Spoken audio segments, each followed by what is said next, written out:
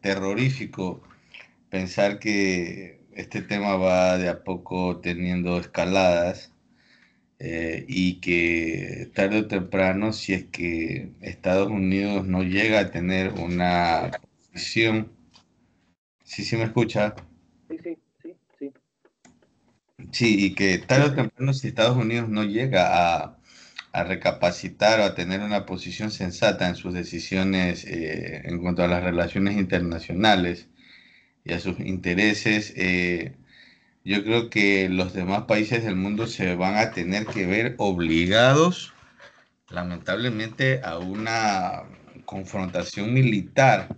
Esperemos que eso no ocurra, porque sería la antesala de un conflicto que podría terminar en el estallamiento de armas nucleares. Creería yo, doctor, que en ese sentido Estados Unidos está aplicando su doctrina Monroe de una manera tal que prevalece a toda costa solo los intereses norteamericanos, violando pues de manera fehaciente el ius cogen. Y en ese sentido no creo que vayan a detenerse porque ellos creo que se están anticipando a lo que... Yo he tratado de analizar el caso y me pongo a pensar de que ellos están tratando de anticiparse a escenarios en los cuales colonias extranjeras o, bueno, países, potencias europeos o de otras partes del mundo traten de posicionarse en América Latina y estrechar pactos que luego sean irrompibles desde el punto de vista energético, geoestratégico y militarmente hablando. Entonces, yo creo que lo que ellos están dando es un paso antes de que ocurra eso y lamentablemente pues violando el derecho internacional como lo han hecho y eso es que eso es lo que realmente genera todo este malestar. Pero es triste porque finalmente se está pensando unilateralmente y no se está pensando desde el punto de vista global, ¿no? Eso, doctor. Ujú. Gracias. Bueno, sí, muchas gracias. Son materias de particular preocupación, ¿no? Estados Unidos tiene la base fundacional que es aislacionista. Su base fundacional es aislacionista. Ellos se formaron de esa manera, ¿no? Con la idea de no celebrar ningún pacto. De hecho, algún rato Coxi les decía, el primer pacto formal que ellos firmaron fue la OTAN y no, y digamos que eso ya fue bien entrado el siglo XX. Ellos han tenido ese tipo de política. Me parece que es su derecho también ir por ese lado de la política. El problema es, el problema es que hay ciertos elementos. A mí realmente lo que más me preocupa quizás, y claro, la parte de la guerra siempre es una preocupación para todos, eh, porque es un riesgo y porque la guerra tiene significados graves para todos. Pero, pero a mí sí me preocupa el tema ambiental en realidad. Quizás porque he trabajado en eso más tiempo en mi vida profesional, pero también porque veo que es una amenaza grave. Eh, Porque veo que incluso Estados Unidos está teniendo problemas, ellos mismos están teniendo problemas con la parte climática. Hay gente que se está moviendo de un estado a otro porque las condiciones han cambiado bastante. Tienen problemas de producción agrícola en unos estados, tienen problemas en cambio de factores digamos, de microclimas en otros estados. La gente, hay zonas que están inundadas, zonas que normalmente no eran espacios de inundación, pues se están inundando, se están sumergiendo bajo el agua y la gente se está teniendo que ir de ahí. Entonces hay un éxodo, ¿no? Una especie de éxodo ambiental. Eh, es increíble eso porque cuando yo hacía mi PhD en Europa, mi directora de tesis, que es una experta en migraciones, eh, ella le llamó la atención mi tesis doctoral en realidad porque ella venía pensando hace algunos años, ya en el 2015 ya venía pensando en un probable éxodo masivo de la gente de las costas del mundo por un tema de inundaciones. y ellos estaban haciendo ya estudios sobre eso. Ella, de hecho, ha estado trabajando con las Naciones Unidas de cerca en eso, porque hay gente que se ha movido desde ya hace 12, 13 años atrás, de ciertos lugares que se volvieron invivibles porque simplemente vieron bajo el agua. Pero, pero yo hubiese tenido, digamos, la esperanza eh, de que la situación climática cambie, sobre todo por la firma del Acuerdo de París del 2015 con Barack Obama. Pero, pero digamos, lo que estamos haciendo ahora y lo que está haciendo Estados Unidos ahora sí es un retroceso. Eh, Me es preocupante porque no es cualquiera, o sea, lamentablemente, yo sé que a veces las comparaciones son odiosas, pero Estados Unidos es un actor importante en el cambio climático. Por ahí es uno de los más importantes y es uno de los países que genera el mayor nivel de contaminación, entre ellos y los chinos. Pero bueno, los chinos están metidos en el proceso y están tratando de utilizar las políticas que ha marcado la Convención del Cambio Climático. Pero Estados Unidos se retira ya del todo. Había habido un primer retiro del Acuerdo de París, pero esto ya es un retiro del todo. No sé, la verdad es que sí es complicado, es como usted dice, yo coincido en que es una situación que, que sí genera temor para el resto de países y que principalmente para nosotros no es explicable desde el punto de vista legal, y eso sí es complejo, porque, porque nos quita la base teórica sobre la que nosotros trabajamos, ¿no? Eso sí ha sido un golpe para todos nosotros, en realidad es tratar de explicar un movimiento de esa manera sin base jurídica, pues resulta bastante complicado, bastante triste. Bueno, eso en general como comentario, creo que sí es necesario comentar ese tipo de temas, eh, son parte de la materia, son justamente, eh, esto marca como una idea general de que la actualidad de la materia como ustedes se dan cuenta, está en el orden del día, son discusiones a nivel mundial, y es una materia importante por eso, ¿no? Por eso, aun cuando sea vulnerada dogmáticamente desde el punto de vista práctico, pragmático, empírico, pero eh, la actualidad que tiene y la importancia trascendente en las relaciones internacionales salta a la vista, o sea, es súper evidente, ¿no? Como ustedes pueden ver, ¿no? No hay mucho que decir al respecto. Señor Hernández.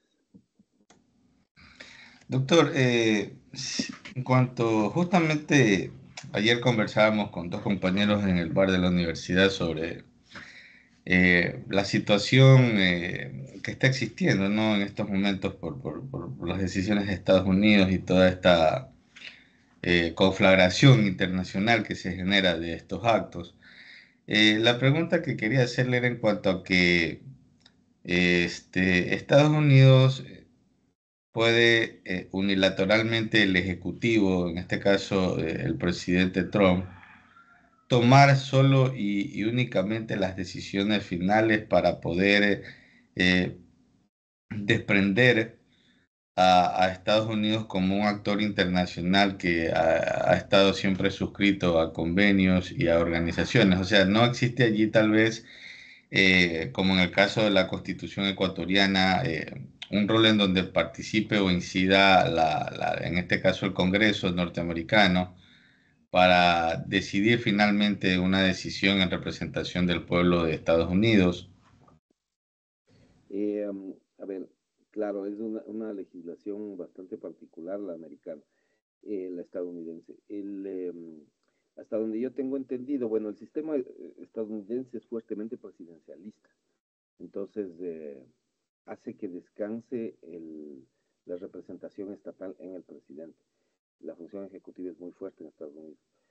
Básicamente el Senado, y que el Senado sería la entidad que podría hacer algo, pero tanto el Senado como la Cámara de Representantes, que es la Cámara Baja para ellos, eh, tienen más bien facultades que están relacionadas con la parte federal, es decir, con la confederación, ¿no? Con la Unión de Estados. Eh, pero en cuanto a lo que tiene que ver con la política internacional, la cabeza de política internacional es, hasta donde tengo entendido, el presidente. No es muy diferente aquí. O sea, aquí pasa más o menos lo mismo. Las decisiones sobre entrar o salir son del Ejecutivo. También pasa lo mismo. Lo que pasa es que aquí tiene unas materias. Vamos a ponerlo desde este punto de vista. En el Ecuador también hay un sistema presidencialista parecido al de Estados Unidos. No es totalmente idéntico, pero tiene cosas muy parecidas. Lo que pasa es que aquí quizás la diferencia es que los legisladores, cuando discutían la Constitución 2008, pensaron en que habían ciertos elementos puntuales en los cuales se podía... eh, ellos siempre hablaron, y ustedes han escuchado mucho eso en la prensa, hablar de candados constitucionales. Siempre se habló de eso. O sea, es una idea como ¿cómo les puedo decir? Es o sea, ponerle un tope, darle las facultades al presidente, pero ponerle un tope. Y ese tope en las relaciones internacionales está dada porque existen ciertas materias en las cuales para poder ratificar los tratados se requiere la aprobación del, de la Asamblea.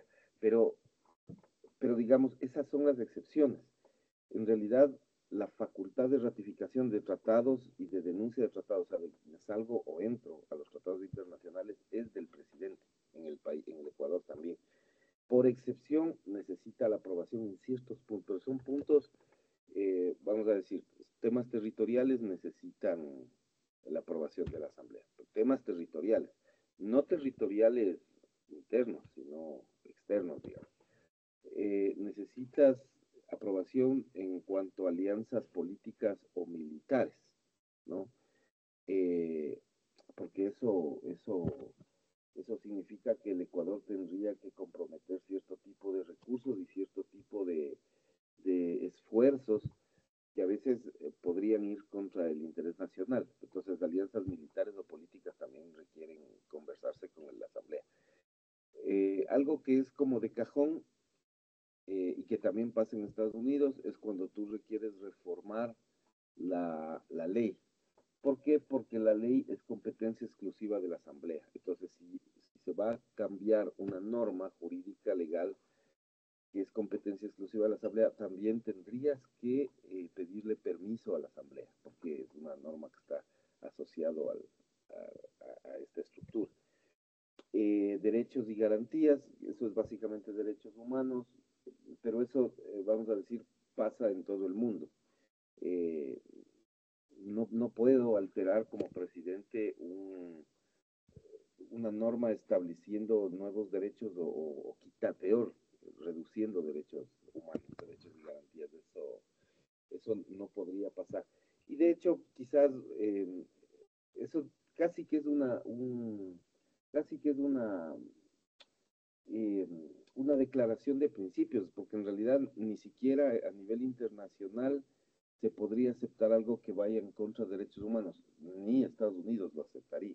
O sea, nadie realmente aceptaría una modificación en ese sentido a nivel legislativo o a nivel del Ejecutivo. Eh, en el caso del Ecuador, digamos, estas son cosas así genéricas. Y en el caso del Ecuador colocaron algunas otras cosas que no aparecen en Estados Unidos o que no son parte de Estados Unidos, por ejemplo, el tema de la política económica, o sea, cuando comprometes la política económica o el Plan Nacional de Desarrollo, también tienes que hablar con la Asamblea. Eso sí es una diferencia, porque en Estados Unidos el presidente es el que maneja toda la parte económica, o sea, eso es evidente.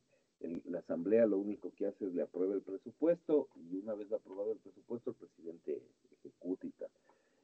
Acá pasa lo mismo, pero si es que va a suscribir un convenio internacional y eso complica o modifica de alguna manera o compromete la política económica o el Plan Nacional de Desarrollo, pues ahí hay que pedirle permiso a la Asamblea. Eh, Acuerdos de integración y comercio, eso es porque nosotros tenemos miedo de los TLCs, siempre hemos tenido recelo de los tratados de libre comercio. Eh, Obviamente cuando se va a ceder facultades legales, aunque eso pasa también en muchos otros países, cuando se vaya a ceder facultades legales a un organismo internacional. Y lo otro es la parte ambiental, o sea, patrimonio natural, agua, biodiversidad, patrimonio genético. Si se ven comprometidos, bueno, para nosotros eso es bien trascendente.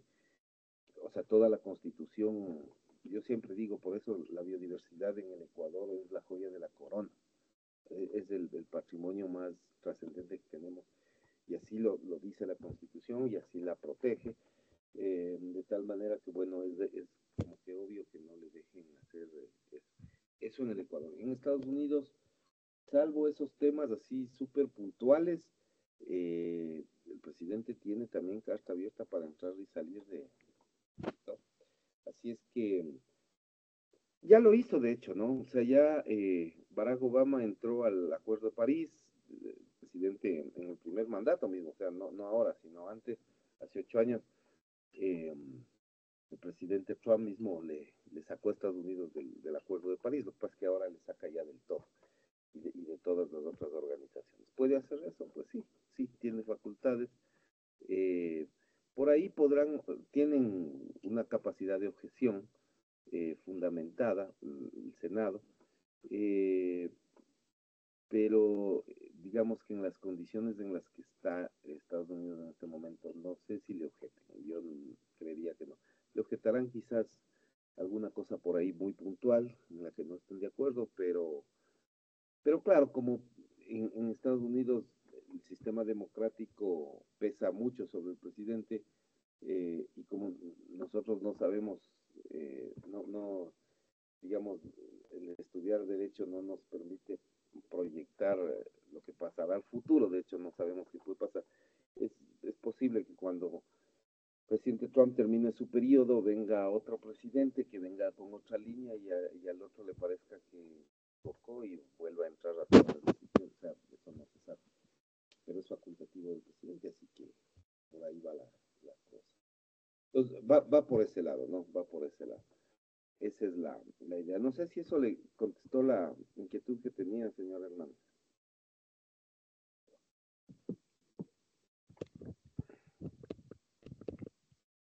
Hola, ya.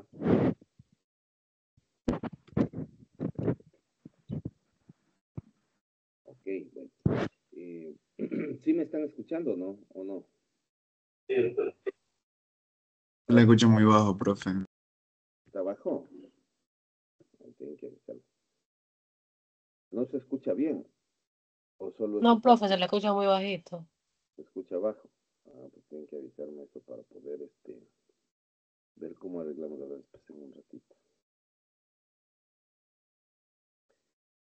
Ahí.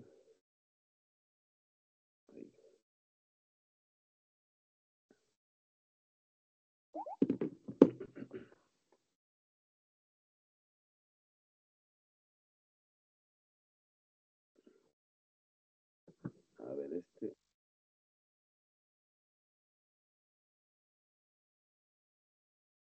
Hola, ¿me escuchan ahí?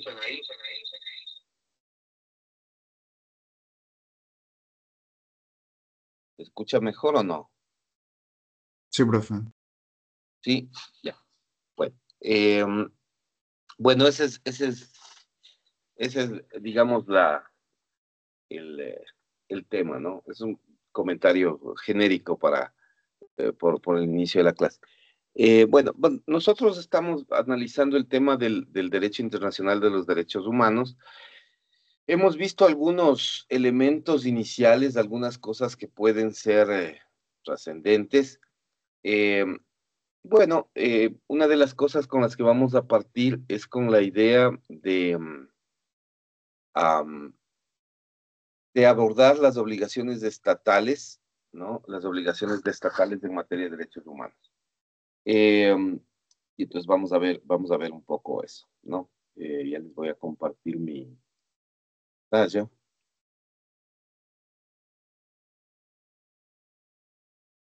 Ah, ok, listo. Entonces, el tema de la clase de hoy es obligaciones estatales sobre derechos humanos. Hay, digamos que en términos genéricos, nosotros lo que vamos a revisar para abordar el tema normativo de los derechos humanos es algo que es muy cercano a nosotros, que es la Convención Interamericana de Derechos Humanos, que es, digamos, el instrumento local que regula todo el esquema de, digamos, interacción entre el Estado y los particulares en relación a la garantía y protección de estos derechos. Es el llamado Pacto de San José, digamos que debido a que se fue suscrito en la ciudad de San José, en Costa Rica, y esta convención parte de una idea genérica, ¿no? La cuestión es que tanto la Corte, que es una derivación, la Corte Interamericana de Derechos Humanos, que es, y quizás sea una buena idea ponerle dentro de lo que estamos conversando, la Corte, que es una derivación institucional de los contenidos de la Convención, marca toda la estructura de regulación y de juzgamiento de todos los temas asociados a derechos humanos, ¿no? A nivel de América, ¿no? Porque los países que somos firmantes o que somos parte de la convención nos hemos comprometido a respetar el fuero de la Corte, ¿no? Y las facultades, obviamente, que están derivadas de ello. Entonces, en realidad, la Corte parte siempre de una normativa que está establecida en el artículo 1, yo le tengo aquí, le tengo a la mano, el artículo 1 de la Convención Interamericana de Derechos Humanos. Les voy a copiar y pegar, ¿no? Esto siempre es importante, es interesante. Lo que ustedes tienen en la pantalla es del artículo 1 de la Convención. Eh, Siempre es importante tener en cuenta porque el punto de partida de las obligaciones que tiene el Estado respecto a los derechos humanos, la primera obligación, el preámbulo o lo que da inicio a la relación entre el Estado y los particulares en materia de derechos humanos es la idea de la obligación de respeto, respeto de derechos, ¿no? Respeto de derechos. Entonces, señorita Pozo, por favor, puede leer está en pantalla el artículo 1, numeral 1 de la Convención Interamericana de Derechos Humanos o Pacto de San José, por favor.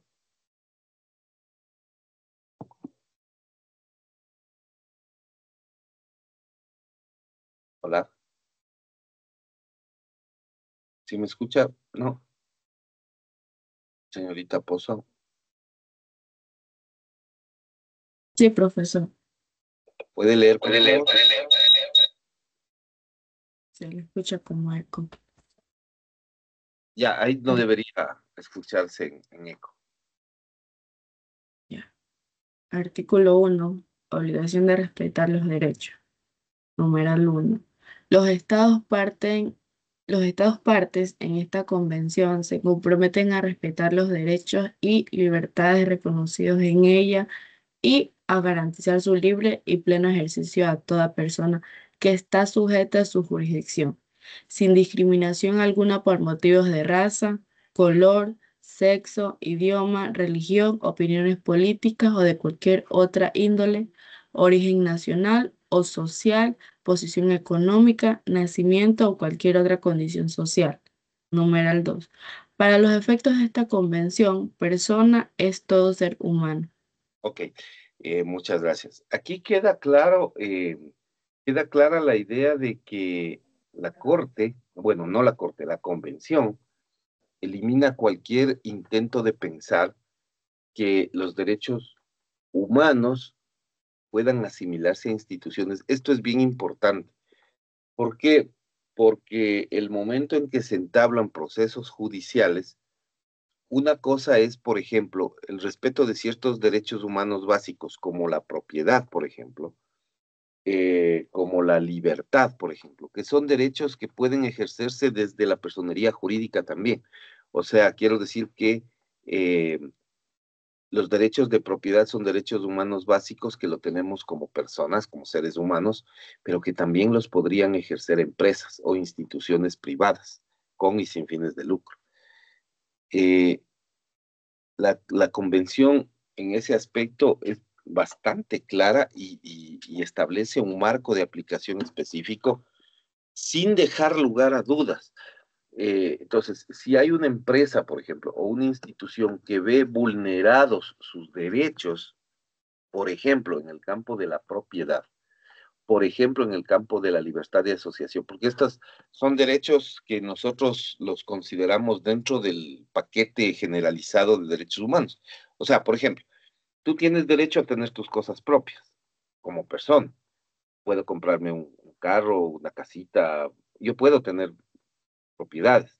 Eh, yo puedo asociarme libremente. O sea, por ejemplo, ustedes están estudiando derecho y algún momento ya se graduarán y tienen la facultad y la prerrogativa de asociarse con otros para prestar sus servicios, ¿no? Tener clientes y todo lo demás. Sí, eso está garantizado.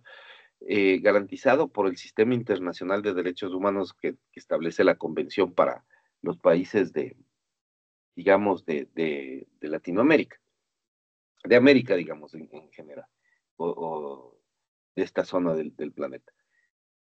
Eso está garantizado, pero la convención está siendo muy clara en que esta convención está direccionada no a proteger los derechos de todas las personas, excluye textualmente a toda persona que no sea ser humano. O sea, si tú en tu empresa o en tu institución de la que formas parte recibiste una vulneración, por ejemplo, no te dejaron asociarte, te persiguieron por la asociación, o, o no te permiten tener propiedad, o te robaron, o te vulneraron algún tipo de derecho asociado a derechos humanos, pero que tú lo ejerces como persona jurídica, la Corte no tiene competencia para conocer de esos casos. ¿Por qué? Porque el numeral 2 del artículo 1, como ustedes ven, limita el ámbito de aplicación de la Convención a seres humanos. Entonces, por más que haya una vulneración, en caso de que hayan personas jurídicas, no forman parte de esta estructura. Y lo otro ya es el compromiso del Estado al respeto de las libertades y derechos que se reconocen en la propia convención y que están, digamos, establecidos de manera textual, ¿no? Entonces, además, eliminando todos los temas que pueden estar asociados a discriminaciones, ¿no? Discriminaciones por raza, color, sexo, idioma, religión, opiniones políticas, origen nacional, social, posición económica, nacimiento o cualquier otra, dice, condición eh, social, ¿no? Que, digamos, no dice aquí textualmente, pero entenderíamos que también están incluidos los temas asociados a la identificación sexual de la persona, ¿no? Que es algo que muchas veces se dice, no, es que no hay o hay limitaciones para el respeto a los derechos de los grupos GLBTI.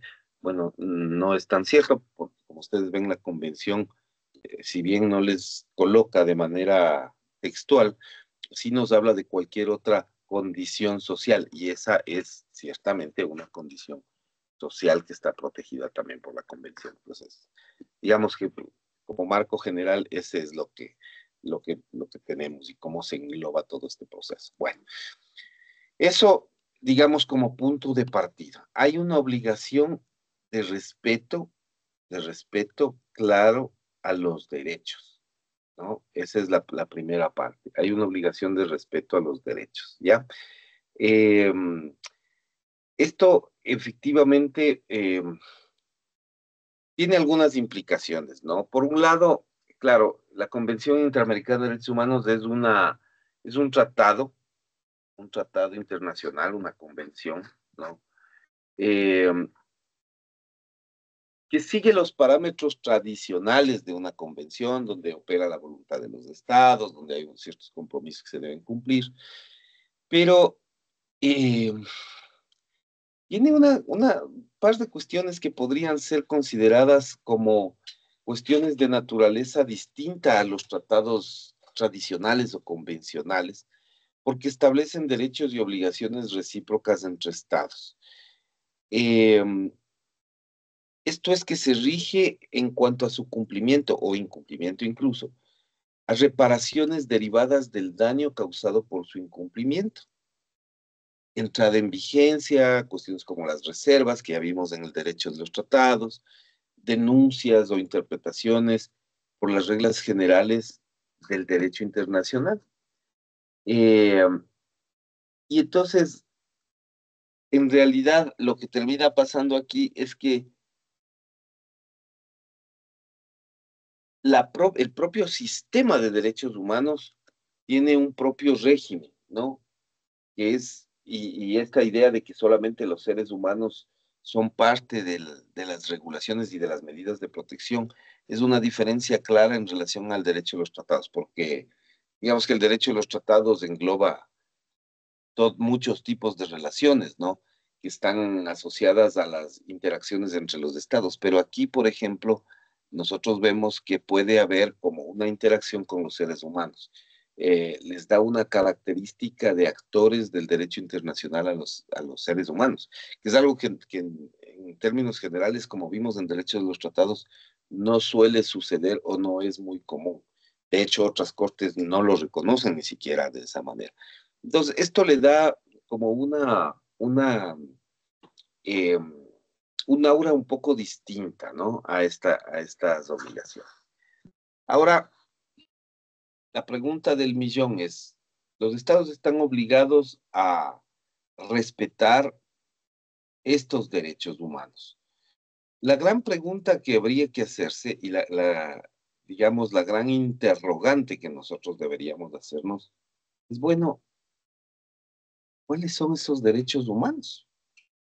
Esa sería digamos, la idea más importante, ¿no? ¿Cuál es o en qué consiste, a qué nos referimos cuando hablamos de derechos humanos? Entonces la pregunta queda abierta. ¿Qué son los derechos humanos? ¿A qué nos referimos? Pregunta genérica para todos. ¿Qué dicen?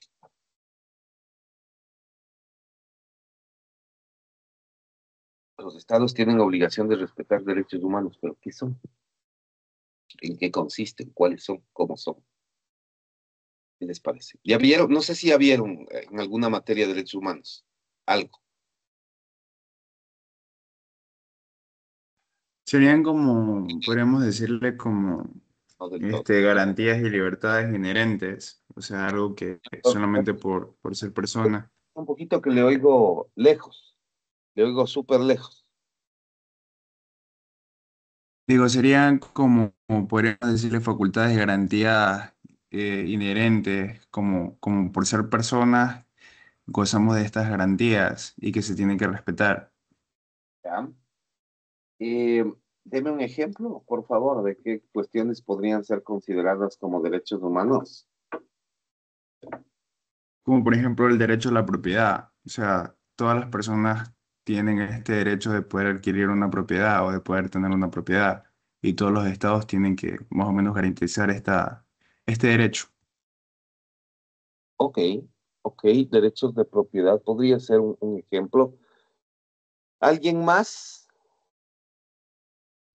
Doctor, los derechos humanos son en sí el conjunto o ese bloque de derechos que tenemos todas las personas por el simple hecho de ser humanos, ¿Mm? ¿no? Estos tienen unas ciertas caracterizaciones, podríamos entenderlos, ¿no? Sirven, pues, por ejemplo, son universales, se aplican en todo el mundo, eh, son relacionados o propios o inherentes a cada persona, a cada ser humano, ¿no?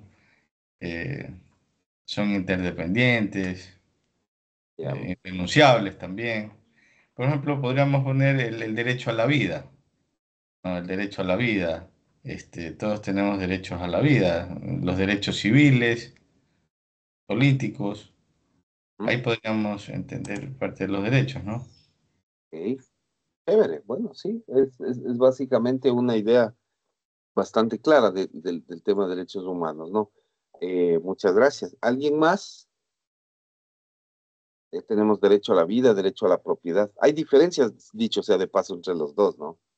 Eh, ¿Alguien más? No. Déjeme ponerle la batería a mi computadora, que voy a quedar sin batería.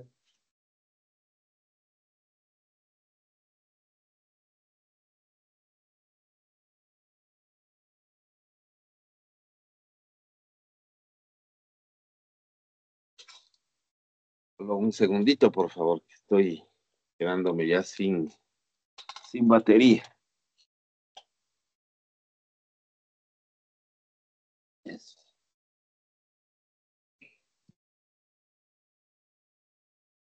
Listo. Ya. Bueno, am, ok. En materia, Profesor, por favor, eh, nosotros recién estamos viendo la materia de derechos humanos y el profesor nos hablaba que partía desde el derecho de la dignidad, o sea, los derechos derivados de la dignidad también. ujú, ujú, ok. Sí, de hecho, em, me parece que en el artículo 66 de la Constitución, eh, entre los, no sé si es, a ver, no sé si es me parece que es del tercer inciso, no me acuerdo si es del segundo o tercer inciso, había acá, el segundo o tercer numeral, el que se refiere a la vida digna, ¿no? De hecho, entra directamente. La Constitución es bastante protectora en ese sentido. Sí, está en esa línea. Mm, en términos generales, la teoría de los derechos humanos tiene algunas formas de entenderse, ¿no? Mm, generalmente, cuando nosotros hablamos de derechos humanos, hay algunos enfoques. Seguramente ustedes, como profesor de derechos humanos, puedan ver con más detalle esos enfoques, pero digamos que hay una forma de ver que es histórica o historicista o cronológica, que básicamente es un análisis de qué derechos humanos se han ido incorporando poco a poco en la historia de la humanidad, que han ido siendo regulados o reconocidos desde muchos puntos de vista por la normativa internacional. Eso tiene un impacto, digamos, básico en cómo se analiza el tema de los derechos humanos desde la vía cronológica. Y también hay otros enfoques que están más bien asociados al tema de las jerarquías. Em, Jerarquías me refiero a que siempre en el estudio de los derechos humanos no hay cómo abandonar la idea de que hay unos derechos que son más importantes que otros. Y dos de esos han aparecido o ustedes han referido, ¿no? El señor Lora hablaba de la propiedad, el señor Hernández hablaba de la vida. Y son derechos que en los estudios convencionales de derechos humanos muchas veces aparecen jerarquizados.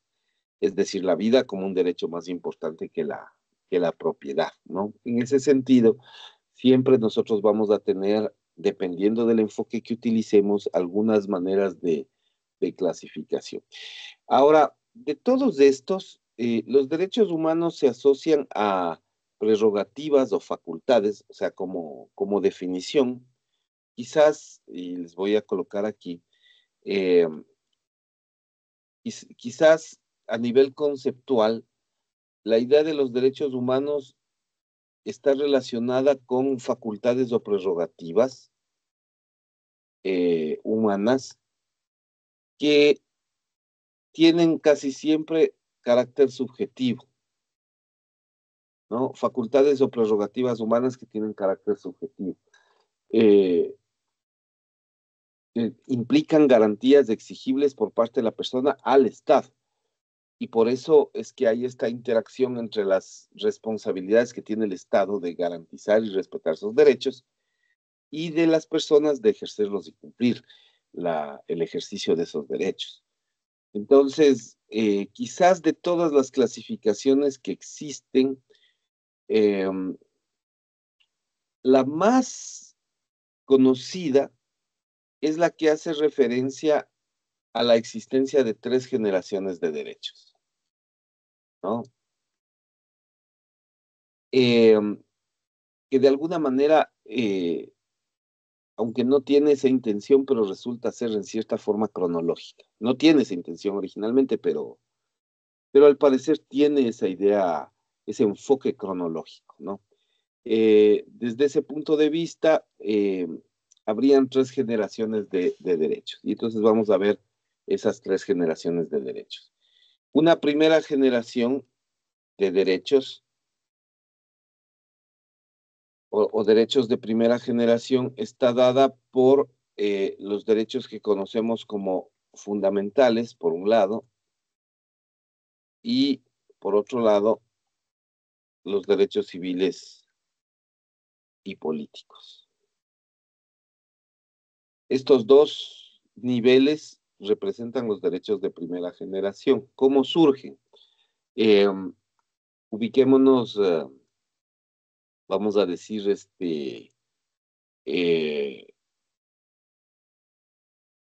vamos a situarnos en 1789, 1789, siglo XVIII. Los franceses están hartos, digamos, del absolutismo monárquico, están hartos de los abusos de la monarquía, están cansados digamos, de los excesos, ¿no? De los excesos, de los abusos, de muchas condiciones inaceptables, eh, de los privilegios de la clase dominante, de la monarquía, y entonces, claro, empieza todo un proceso de revolución, ¿no? Es un proceso revolucionario que eclosiona, explota de un momento a otro y que trae como resultado la eliminación total de la monarquía. Provoca un cisma y un cambio entre el sistema monárquico a un sistema democrático. Enarbola estas banderas de la libertad, de la fraternidad, de la solidaridad. Eh, y entonces, de la igualdad, sobre todo. Entonces, quedan ciertas prerrogativas y ciertos derechos que las personas tienen que ejercer por el hecho de ser personas, que es algo a lo que se refirió el señor Hernández en la respuesta. Eh, Estos derechos surgen de ahí, ¿no? Surgen de ahí. Ese es el origen primigenio, la Revolución Francesa, como parte de ese origen primigenio. Eh, Eso les hace ser los derechos, de hecho, más antiguos, los que tienen un mayor desarrollo normativo,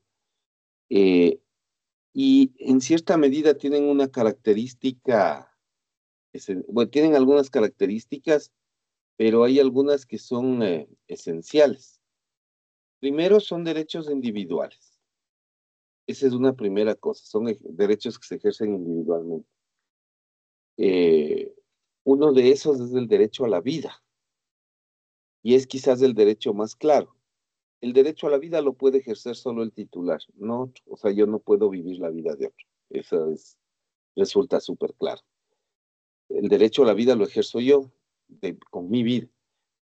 Y el derecho a la vida de otras personas, mi familia, mis amigos, o el resto de la gente, cada uno lo ejerce por su cuenta. No puedo yo vivir la vida del otro. O sea, esa es la idea genérica, ¿no? Esos derechos tienen un carácter individual, frente al Estado o frente a cualquier otra actividad o frente a otras personas. Esa es la idea básica. Implican como obligación, bueno, ya lo hemos visto, no solamente son derechos individuales, sino que implican la obligación del Estado de respeto, obliga obligan al Estado a dos cosas, ¿no? A dos cosas le obligan al Estado este tipo de derechos. Por un lado, a respetarles, respeto, facultad de respeto, es decir, eh,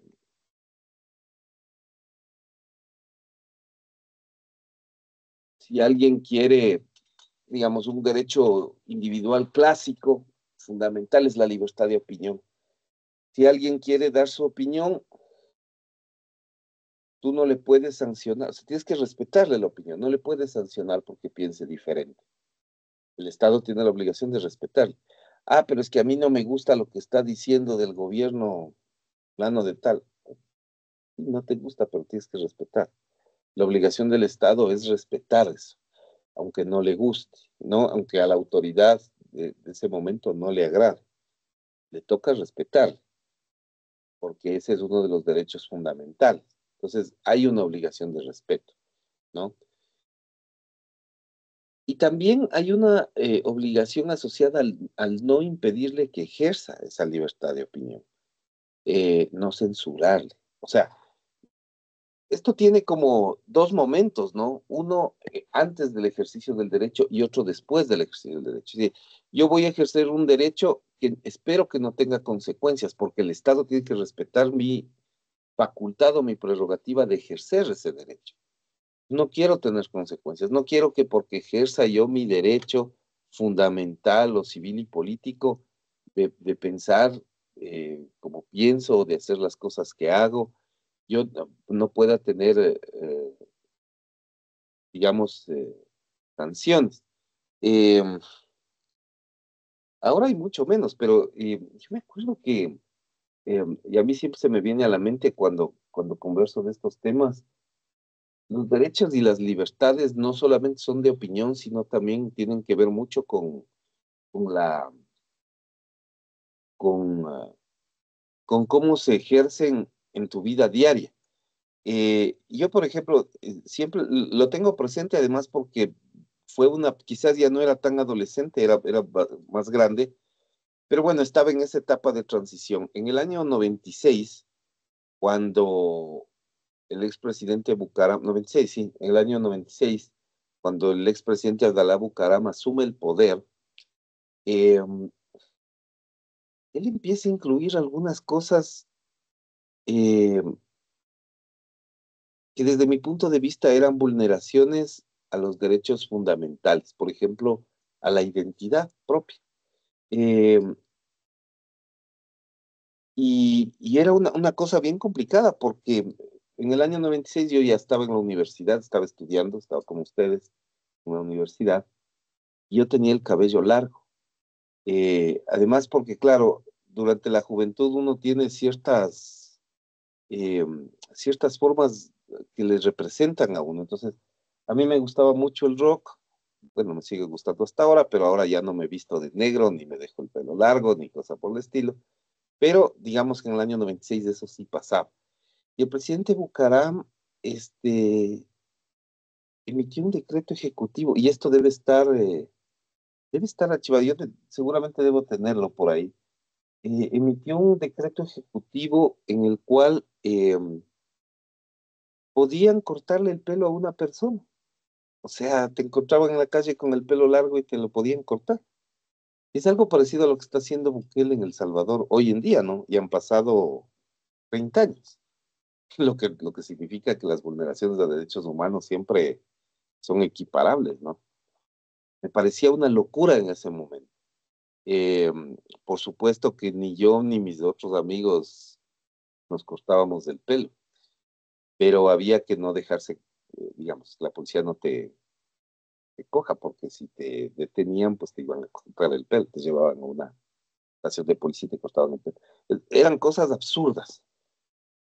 Y, y claro, esa es una expresión, o sea, yo en realidad tengo ciertos derechos a vestirme como quiero, por eso yo siempre reivindico esta idea de los jóvenes vistiendo como quieran. Eh, Nunca he sido muy amigo de esos estándares sociales. Vistan como quieran. trabajen, vivan la vida, digamos, expresándose como quieren expresarse. Sí me molesta mucho esos cuestionamientos, porque claro, también, como les cuento, yo también vivía eso, entonces siempre tenía esa idea de que hay un cierto irrespeto a los derechos a autoidentificarse, como tú quieras. Si quieres vestirte de, digamos, de luces o ponerse colores, o sea, me parece que eso tiene que ver con las decisiones personales y tiene que ver con respeto a derechos humanos, directamente. Eh, y entonces, claro, bueno, ventajosamente se cayó Bucaram porque hubiese sido 4 años de mucha persecución para la gente que, digamos, no se veía como ese gobierno quería que se vea la gente, digamos, de alguna manera, o de igualar a todos. Ventajosamente él se cayó y esto no siguió a mayores, con él se fue el tema. Pero claro, eso es una vulneración y el Estado está precisamente, primero, para que si yo decido vestirme de una manera o de otra, o hablar de una manera o de otra, el Estado respete, aunque no le guste, o sea, me respete mi forma de llevar mi vestimenta o de llevar mis costumbres o lo que sea. Y además no me impida. Entonces, no me sancione por pensar como pienso, o vestirme como me visto o ejercer mis derechos como quiero ejercerlo, ni me sancione después, ni me censure antes, ¿no? Eso también era una cosa bastante complicada, ¿no? En los trabajos pasaba mucho eso. O sea, que no te censure y no te sancione eh, por eso, por que te vistas de una manera o de otra. Hay cuestiones que son quizás más importantes y que tienen que ver con el control y la regulación social. Tampoco hay que llevar eso al extremo, a donde no haya control y donde la gente quiera empezar a hacer más allá de lo que, digamos, el principio máximo, la máxima jurídica es que tu derecho se termina donde empieza el derecho del otro. O sea, ejerce tus derechos, pero mientras esos derechos no afecten a otros. Cuando ya empiezas a afectar a otros, entonces ahí sí el Estado tiene que intervenir y cortar eso, más para que no afectes a otras personas. Pero de ahí el ejercicio propio de tu derecho me parece que no tiene mayor significado y que el Estado debería garantizar. Bueno, ese es un tema, ¿no? El titular de estos derechos siempre es del ser humano, ¿no?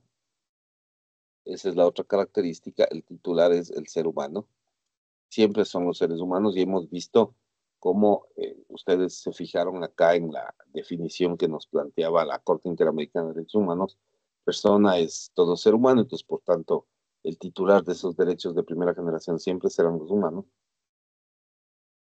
y los humanos identificados con nombre y apellido, porque claro, la vida, la integridad personal, todo eso tiene que ver con una sección directa social. Y, y hay una excepción a esto, que es el caso de los derechos políticos. Porque en realidad, derecho a la vida tenemos todos, a la seguridad, a la integridad personal tenemos todos, a la honra tenemos todos, o sea, esos derechos los tenemos todos, pero sí hay ciertas limitaciones de ejercicios de derechos de primera generación, pero solo en cuanto a los derechos políticos. ¿Por qué? Porque sí hay ciertas restricciones que no se pueden vulnerar en ese ejercicio de derechos. Por ejemplo, claro, los derechos políticos, ustedes saben, están definidos como el derecho de elegir y ser elegido. Entonces, nosotros sabemos que tú no le puedes poner a votar a un niño de 5 años, ¿no? Porque no tiene el desarrollo mental suficiente como para tomar una decisión en ese sentido. No le puedes poner a votar. De hecho, esa idea de que no vote es una forma de proteger sus propios derechos, es decir, que no sea forzado, porque si eso estuviera abierto, los adultos le forzarían a tomar una decisión que seguramente ese niño con 5 años no puede discernir. Entonces, es casi una medida de protección, de hecho, no es que es casi, es una medida de protección más bien para ese tipo de personas. Y también hay una restricción respecto de ciertas condiciones para ejercer cargos públicos. Por ejemplo, tú no puedes ser un legislador, no puedes ser asambleísta si no tienes al menos 25 años. ¿Por qué? Porque en 25 años se entendería que tú has vivido ya una vida que te permite tener la experiencia suficiente como para representar a un grupo poblacional, cualquiera que sea. Eh, pero antes no. No has, no se ha completado el proceso necesario que te dé las herramientas básicas para representar a una persona. Dirigir un país también tiene condiciones de edad y condiciones de nacimiento, ¿no? O sea, no puedes ser, por ejemplo, no puedes ser presidente si no eres ecuatoriano por nacimiento, porque se entiende que de alguna manera necesitas tener un vínculo patrio directo, y tampoco puedes ser presidente si no tienes 35 años. ¿Por qué? Porque se entiende que entre una persona de 35 años tiene ya un criterio y una experiencia de lo público y de lo privado que le facultarían a tomar las decisiones que necesitas para dirigir el país. Peor en el caso nuestro, asociado al ejercicio de la función judicial, por ejemplo. Eh, Tú no puedes ser magistrado de la Corte Nacional de Justicia si no tienes 45 años, mínimo, lo cual tiene una razón de ser, o sea, en 45 años, y claro, y también ahí está la estructura de que también tienes que ser abogado. ¿Por qué? Porque tú no puedes sentarte en una judicatura sin saber de leyes. Eso es inaceptable. O sea, tú tienes que saber, porque vas a resolver conflictos de la gente y necesitas tener eso. Entonces, necesitas primero estar capacitado académicamente, profesionalmente para resolver esos casos. Y segundo, aunque estés capacitado, no puedes entrar directamente porque necesitas carrera judicial. O sea, necesitas haber ya juzgado otros casos antes, necesitas tener una experiencia fundamentada previa en el ejercicio profesional, en la docencia, o sea, para que puedas llegar a poder resolver esos casos, esos juicios. De otro modo, sería imposible. O sea, un abogado recién graduado no está en capacidad de resolver ciertos casos, no tiene la experticia, la experiencia que se requiere. Por eso te piden que haya por lo menos 45 años hace que un abogado tenga en promedio ya 20 años de experiencia de ejercicio profesional o de carrera judicial o de docencia, y ya tú con 20 años, pues se entiende que ya tienes una experiencia suficiente para ejercer el cargo y por lo tanto ya podrías entrar sin problema, ¿no? Pues, generalmente el promedio, digamos, de graduación de un estudiante de Derecho es 25 años. Entonces, 25 años por lo general la gente ya está graduada y empieza su vida profesional. Cuando cumples 45 años tienes 20 años de experiencia profesional en la práctica, ¿no? En promedio. Habrá casos en los que hay más o menos, pero es un promedio generalizado. Entonces, claro, eso te faculta para que tú te desarrolles en ese aspecto y que ejerzas bien los derechos que tienes que hacerlo, porque de otro modo no se podría. Okay. Bueno, esos son digamos, algunas de las estructuras. Judicialmente, si uno quiere reclamar, el reclamo corresponde al individuo. O sea, tú no puedes reclamar, digamos, derechos humanos de primera generación, es decir, fundamentales o civiles y políticos, a nombre de otro, porque son tus derechos. Claro, sí podría otro reclamas tu derecho porque tú no puedes o la vulneración, no puedes o no tienes capacidad legal o la vulneración ya no te permite acceder a un reclamo. Por ejemplo, si has fallecido y es un familiar el que va a reclamar en tu nombre, bueno, está bien porque es un proceso de representación, pero tiene que ser individualmente. Eh,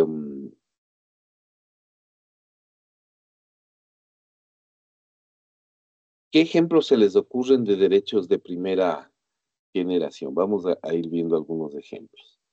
Señor Delgado, ¿qué se le ocurre? Ejemplo de derecho de primera generación.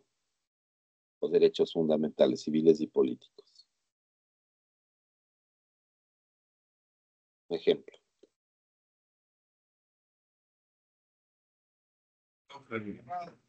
Los que, lo que establece la Constitución, el derecho a la vida, Vida, ok, ese es uno, aunque ese ya dijimos. Otro, el derecho a la propiedad, no, ese es no, segunda generación. segunda. Sería el derecho a un ambiente sano, ¿no? Tercera generación. No puede ser el derecho a la libertad. Libertad, claro. ¿Cuál dijo? A la libertad, dijo mi compañera, profe. Ah, ese sí. Ese sí es primera generación. Libertad. Se ejerce individualmente, ¿no? Estas son las características. Tomen en cuenta estas características. Libertad. Entonces aquí hay varios tipos de libertades. Opinión, expresión, tránsito, o lo que es lo mismo, movilidad.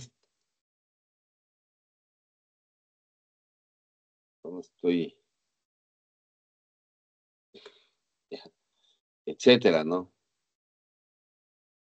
Libertades. ¿Qué otras? eh, eh, ¿Qué otro derecho? Vamos a ver, señorita Pozo, otro ejemplito.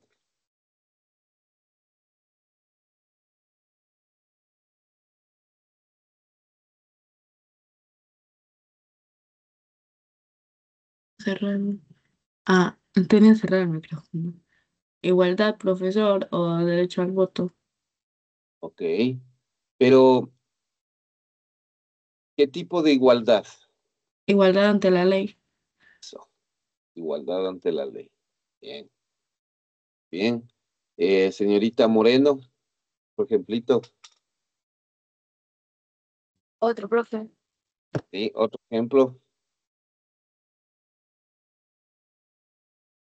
Yo opino con el de la libertad, me pienso otra ya. A ver, no le entendí. ¿Libertad de qué? No, es que yo le dije el ejemplo de la libertad. Ya, pero bueno, ese ya está. Pero, ¿y otro ejemplo? A la seguridad, profe. Seguridad. ¿Qué tipo de seguridad? De propiedad privada. No. Propiedad siempre segunda generación, ¿no? Seguridad. Está bien el tema de seguridad, pero ¿qué tipo de seguridad sería la pregunta? Aquí le voy a poner. Seguridad. ¿Qué tipo de seguridad es la que requiere individualmente una persona?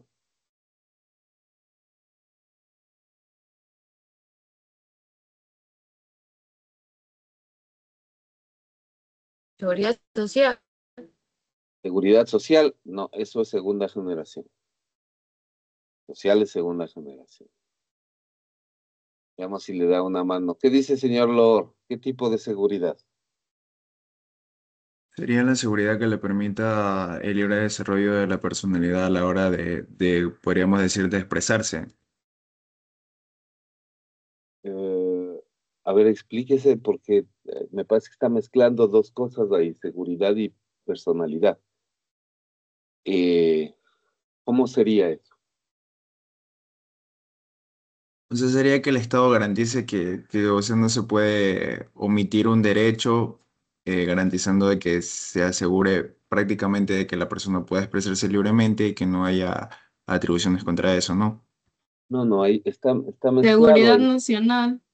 Usted está mezclando el tema de, ahora mezcló un poco el tema de libertades. Libertad de pensamiento sería ese, doctor. Ya, pero eso es libertad. Pero la pregunta es, ¿qué tipo de seguridad es la que sería de primera Se- generación?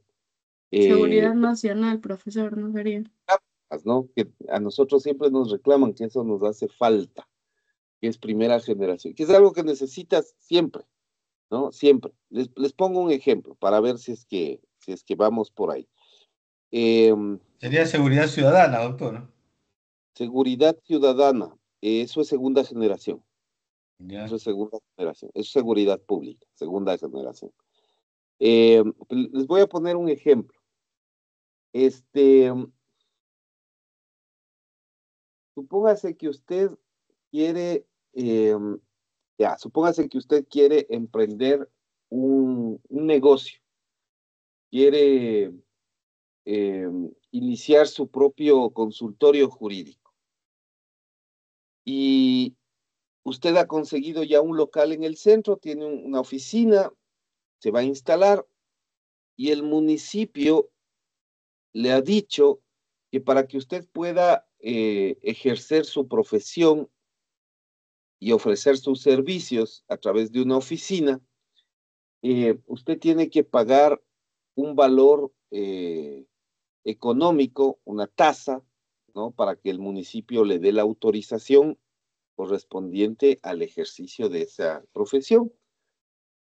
Esa tasa va a ser una tasa, vamos a suponer, no existe, ¿no? Pero vamos a suponer que la tasa le imponen anualmente. Usted va a tener que pagar $20 anuales.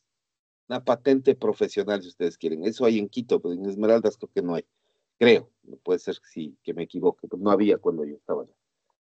En todo caso, supóngase que es una patente profesional, $20 al año, y usted puede ejercer su trabajo tranquilamente. ¿Ya? Entonces usted empieza a trabajar, todo bien, está perfecto, le va perfecto, y cuando han pasado 2 meses, llegan unos funcionarios municipales, llegan con la policía y le dicen, oiga, usted no ha pagado la patente mensual.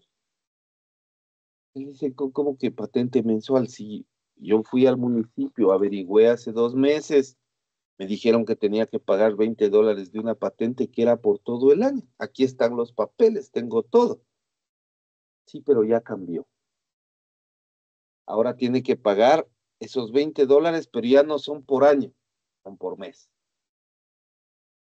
Y usted pagó del primer mes, pero ya de este segundo no ha pagado. Tiene que pagar. Le toca pagar, porque si no, le clausura. ¿Ya?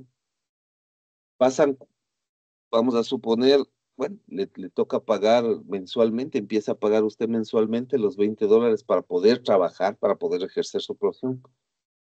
Han pasado, me invento, 6 meses más y otra vez recibe la visita de los funcionarios municipales que le dicen, usted tiene pagado el último mes incompleto.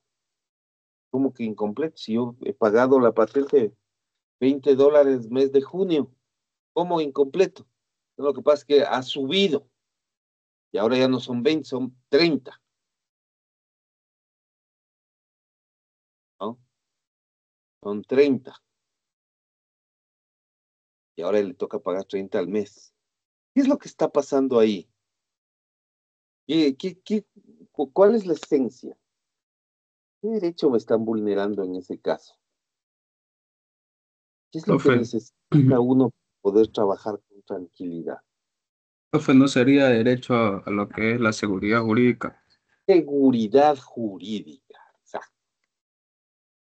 Seguridad jurídica. Derecho de primera generación. Eso necesita. Necesita que no le cambien las reglas. Eso es lo que necesita. Cualquier persona.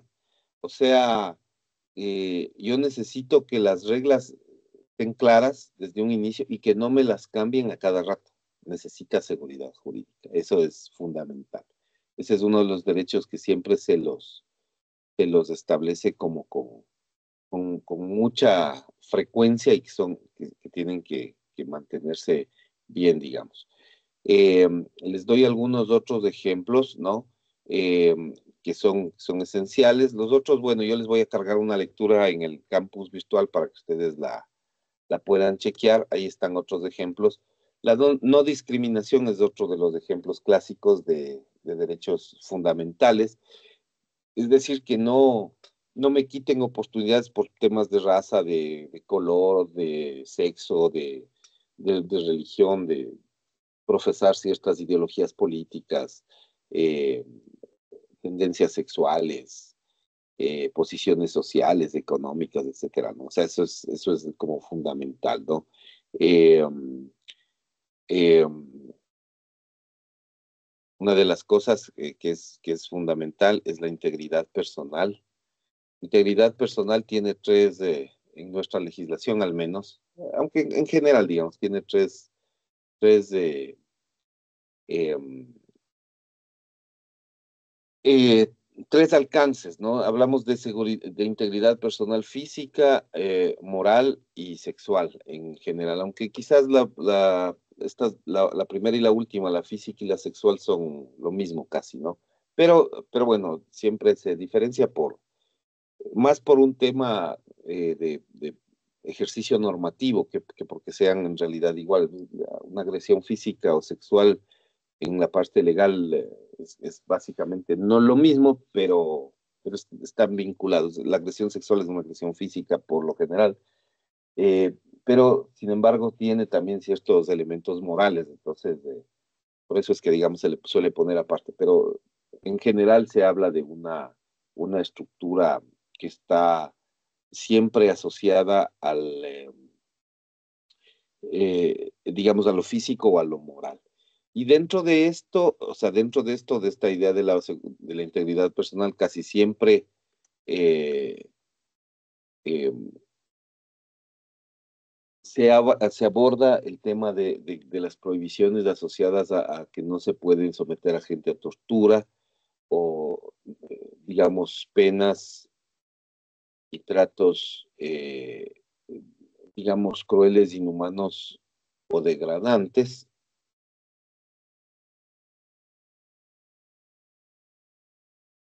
etcétera, ¿no? O sea, tiene una asociación con eso. Eh, la nacionalidad también es trascendente, ¿no? Tenemos derecho todos a tener una, una nacionalidad, ¿no? Eh, ¿qué otra cosa? No ser detenidos arbitrariamente,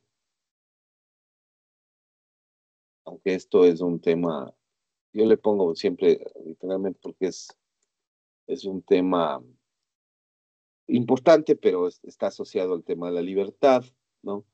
Y aquí hay algunas cosas que tienen que ver con elegir y ser elegidos, ¿no? Aunque ya les puse arriba, pero elegir, es decir, el sufragio, ese es un derecho político y el otro es ser elegido. Este es de elección popular, ¿no? Entonces todo mundo tiene derecho a presentarse libremente a elecciones, si eso es lo que quiere, y eso funciona de esa manera, ¿no? Por ahí va la cuestión. Pues ahí tienen algunos ejemplos. Hay otros más, yo les voy a cargar el texto de la profesora Aguilar sobre las tres generaciones de derechos. Ahí tienen algunos tips, digamos, y algunos ejemplos adicionales. Pueden profundizar un poco más, pero aquí tienen una idea generalizada, ¿no?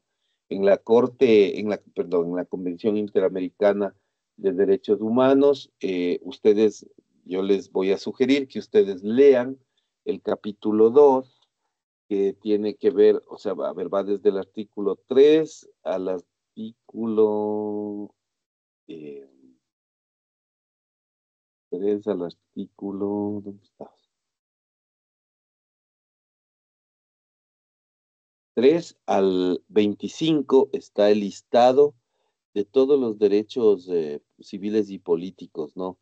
Entonces, por decirles algunos ejemplos de los que menciona la Convención Interamericana de Derechos Humanos, bueno, está el derecho a la vida desde cajón, la integridad personal, prohibición de esclavitud y servidumbre, derecho a la libertad personal, que hemos dicho, las garantías judiciales, juicio justo, eh, presunción de inocencia, o sea, ese tipo de cosas son básicas, principio de legalidad del que hablamos y de retroactividad, indemnización, la honra y la dignidad, conciencia y religión, libertad de pensamiento y expresión, derecho a la rectificación o respuesta, derecho de reunión, libertad de asociación, protección a la familia, derecho al nombre, la nacionalidad, los derechos del niño, ¿no? Están algunos, la propiedad individualizada privada, derechos de circulación y residencia, y finalmente están los derechos políticos, ¿no? La protección judicial también. Bueno, ahí están algunos. Yo les recomiendo esa lectura del artículo 3 al artículo 25 de la Convención Interamericana de Derechos Humanos. No sé si les cargué en el aula virtual, no me acuerdo si, yo me parece que ya les cargué, pero puede ser que me equivoque. En todo caso, les voy a cargar. Ese es un documento trascendente, ¿no? Importante que habría que analizar, ¿no? Bueno, eso en cuanto a los derechos de primera generación.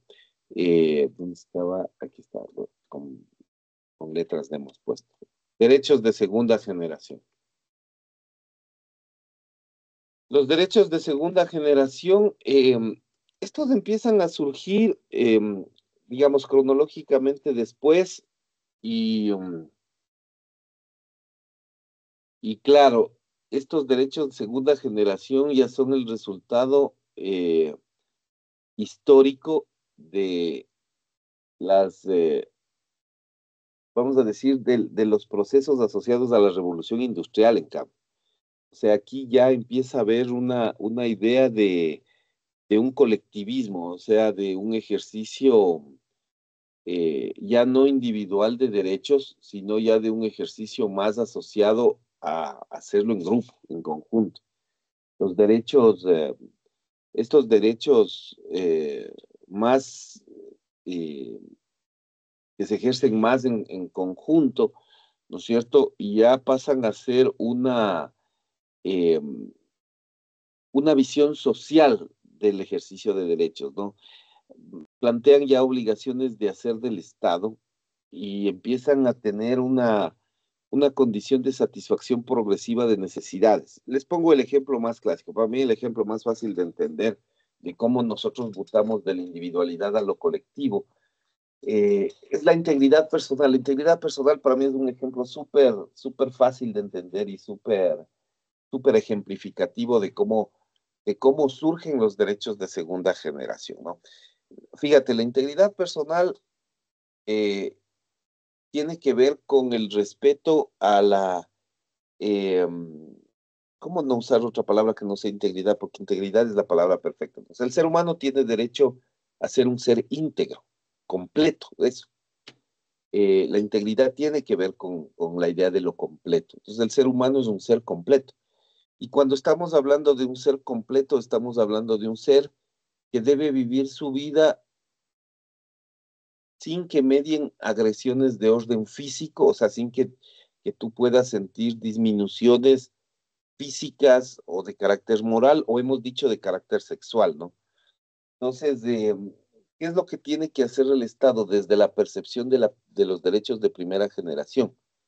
Si a mí digamos, yo estoy yendo por la calle y viene alguien y me asalta, ¿no es cierto?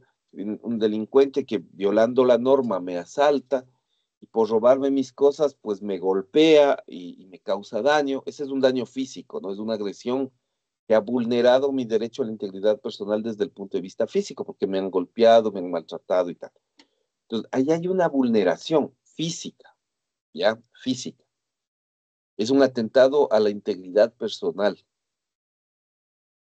Cuando hablamos de primera generación de derechos, ¿cuál debe ser la respuesta del Estado sobre esa agresión? La respuesta es punitiva, porque lo que ha hecho el agresor es vulnerar una norma penal que dice que toda persona tiene derecho a guardar su integridad personal, en este caso de la pertenencia.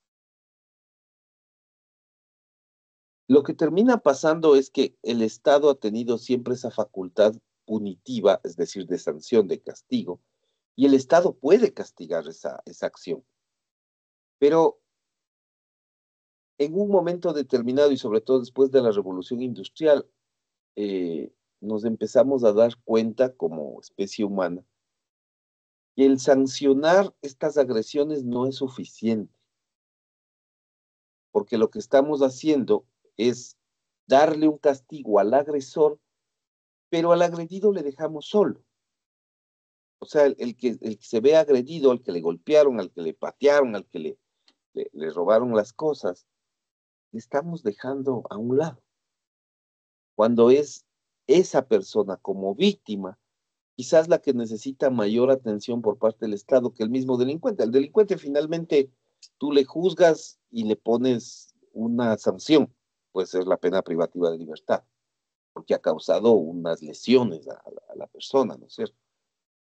Pero esa persona agredida se quedaba sola. Entonces, históricamente, el Estado tenía que darle una respuesta, porque no le puedes abandonar. O sea, ya, ok, le sancionaste al agresor, pero al agredido le dejas botado ahí. Eso no puede pasar. Entonces, claro, la humanidad empieza a darse cuenta de los tratadistas, el derecho, digamos, la doctrina jurídica empieza a entender que no es suficiente con solo sancionarle al infractor, sino también de alguna manera atenderle a la víctima, porque esa es la esencia.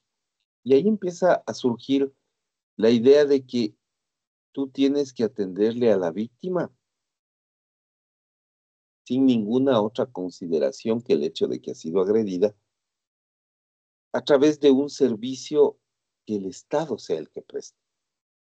Porque la víctima por ahí no tiene los recursos económicos para acceder a servicios de cuidado. O sea, yo necesito curaciones, necesito un médico, por ahí me golpearon y necesito exámenes médicos, una radiografía, qué sé yo, no. Necesito que el médico me vea, chuta, sabe que a usted le han causado una contusión en tal sitio, el brazo tiene ahí un, digamos, una lesión, hay que hacerle un tratamiento, tengo que darle medicinas, pero por ahí no todos tienen las visiones económicas como para acceder a un servicio que tiene un costo. Entonces ahí surge la necesidad de que el Estado atienda eso y sin costo, para que la persona pueda acceder al beneficio de mejorar su condición, ¿no? Está golpeado, está agredido en cuanto a su integridad física. Entonces hay que mejorar la condición. Y ahí surge esta mutación, ¿no? Ahí aparece un derecho que de ser integridad personal, de ser un derecho civil, originalmente individual, pase a colectivizarse y como resultado la creación del derecho a la salud, que es ya una visión de servicio desde el Estado para la persona que lo necesita. En este caso yo les planteo como ejemplo el tema de la integridad personal. Entonces, está afectada su integridad personal desde el punto de vista físico y hay que atenderle a esa persona, hay que darle la atención médica que requiere. Y esa atención médica que requiere significa, en muchos sentidos, garantizarle el acceso a que tenga por ahí, pues, digamos, un médico que le vea, por ahí unos exámenes médicos que le sirvan para que le diagnostiquen qué tiene, por ahí un acceso a medicamentos, ¿no? O sea, todos los servicios que están asociados al derecho a la salud.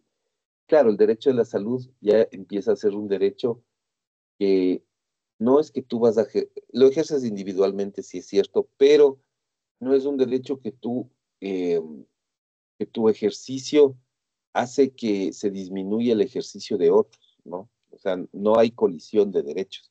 Si tú necesitas ir por, digamos, que te duele el estómago, o la cabeza, o tienes influenza, o alguna enfermedad cualquiera, tú vas al centro de salud, al hospital, te haces atender a través de los servicios y atenciones de salud que presta el Estado, pero tu atención no le quita el derecho al otro, o sea, al vecino.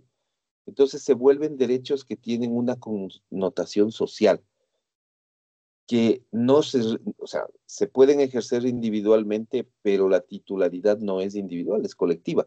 O sea, yo tengo derecho a la salud, ustedes tienen derecho a la salud, sus padres, sus hermanos, sus amigos, sus vecinos, sus conocidos, todos tenemos el mismo derecho. Y el hecho de que yo me vaya a un hospital público no le quita a ninguno de ustedes el derecho de también ir. O sea, no le quito ese derecho por el simple ejercicio propio de ese derecho de orden social. Entonces, ahí es donde empieza a aparecer ese segundo peldaño que conforma los derechos de segunda generación y que, claro, surgen de esta idea de que en la industrialización se vuelve más masivo. Pues, o sea, ¿por qué surgen esos derechos mentalmente, digamos, dogmáticamente? ¿Por qué surgen en la cabeza de los tratadistas de derecho? Es porque efectivamente durante la industrialización la cosa se empieza a ver desde el punto de vista económico como una cuestión más colectiva, desde el punto de vista social como un proceso de asociación. Entonces, todos esos derechos que eran individuales originalmente empiezan a pensar, oye, ¿por qué no garantizamos esto, pero de manera más colectiva, ¿no? Para la sociedad. Entonces, ese es el origen quizás más progresivo de los derechos estos de segunda generación, ¿no? Esa es una idea de entrada. Entonces, son derechos esencialmente que se conocen como los famosos eh, derechos económicos, sociales y, bueno, y culturales, porque efectivamente también las cuestiones asociadas a la identidad, o sea, yo tengo derecho a, es súper importante eso, ¿no? Porque yo tengo derecho a identificarme, lo que les contaba hace un rato, eh, esto de que el presidente Bucaram andaba cortando el pelo a los rockeros, ¿no? Yo tengo derecho a vestirme y a identificarme como yo quiera. Lo que pasa es que cuando esa identificación tiene un contenido cultural que ya es colectivo, o sea, me estoy refiriendo a un grupo indígena, por ejemplo, que sé yo, los salasacas. Los, los, eh, los salasacas son eh, una nacionalidad que está ubicada en la provincia de Tungurahua, si no me equivoco, ¿no? Eh, ahí está el pueblo Salasaca. El pueblo Salasaca, por ejemplo, ellos tienen eh, esta, eh, a ellos les gusta, bueno, no es que les gusta, sino su identidad cultural no solo hace que ellos mantengan el cabello largo, trenzado, que es un, digamos, de su forma de expresión cultural. También en su ropa, por ejemplo, tienen algunas características interesantes, ¿no? No usan los pantalones, eh, no usan los pantalones completos, sino que, y tampoco usan short, digamos, sino que es un pantalón tres cuartos, ¿no? El que utilizan ellos, es su definición, ¿no? O los sáchilas que tienden a pintarse el cabello con achote. Eh, Cuando eso ya es esa identidad que puedes tú ejercerla individualmente, pues si soy un salasaca, bueno, me pinto el cabello con achote, ¿no? Naranja, eso lo puedo ejercer individualmente, pero resulta que no es un ejercicio solamente individual, sino que tiene una extensión cultural que colectiviza a la identidad. Entonces, claro, es una representación de la identidad. Es llegar y decir, estoy representando a mi cultura, a mi forma de ver la vida, de enfocar los diferentes aspectos trascendentales de mi pensamiento. Entonces, claro, eso es un derecho de segunda generación. Ahí hay ya un ejercicio que es individual, ciertamente, claro que sí, el derecho a vestirme como yo quiera o el derecho de identificarme como yo prefiera, pero también de, digamos, expresar públicamente que soy parte de un colectivo, de una nacionalidad, en este caso indígena, que tiene esas costumbres, se viste de esa manera y que merece respeto por eso.